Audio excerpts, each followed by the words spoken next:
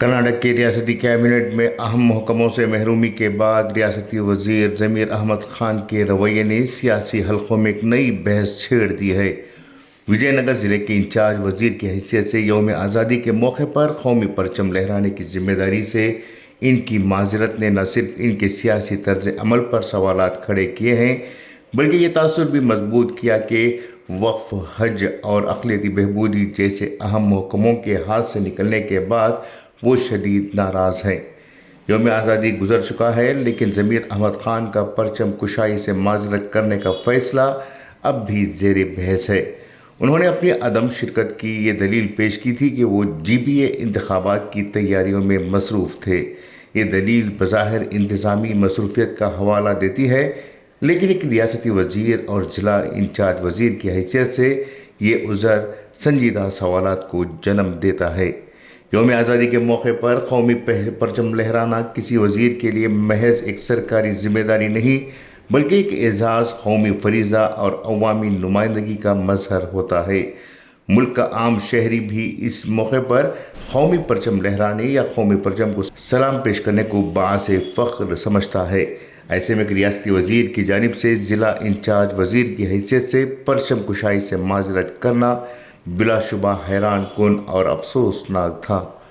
سوال یہ ہے کہ اگر ضمیر احمد خان واقعی مصروف تھے تو کیا ان کے لیے کہنا کافی نہیں تھا کہ وہ ذاتی یا ناگزیر مصروفیات کی وجہ سے تقریب میں شرکت نہیں کر پائیں گے؟ انتخابات کو بنیاد بنا کر یوم آزادی کی سرکاری تقریب سے دور رہنے کا فیصلہ ان کے موقف کو مزید مشکوک بناتا ہے۔ سیاسی حالات کو دیکھا جائے تو ضمیر احمد خان کے فیصلے کو محض ایک معمول کی مصروفیت قرار دینا آسان نہیں ہے۔ کابینٹ کی تشکیل اور محکموں کی تقسیم کے دوران وہ ان اہم محکموں کے خواہش مند تھے جو ماضی میں ان کے پاس رہ چکے تھے، لیکن وقف، حج اور اقلیتی بہبودی کا محکمہ ان کے ہاتھ سے نکل گیا اور وزیر UT خادر کو دے دیا گیا۔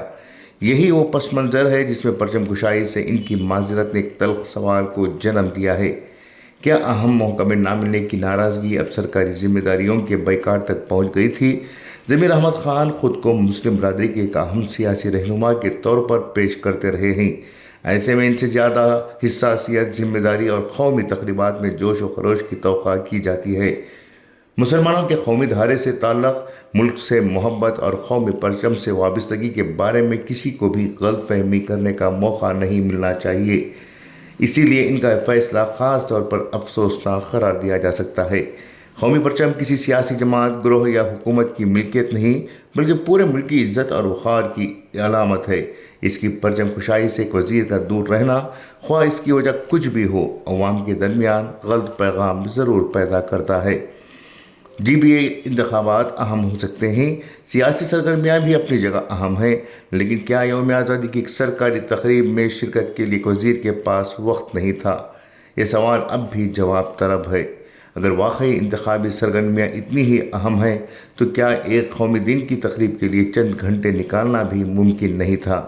یہی تضاد ضمیر احمد خان کے موقف کو کمزور کر دیتا ہے اور ان کے فیصلے کو سیاسی ناراضگی کے چشمے سے دیکھنے کی گنجائش پیدا کرتا ہے۔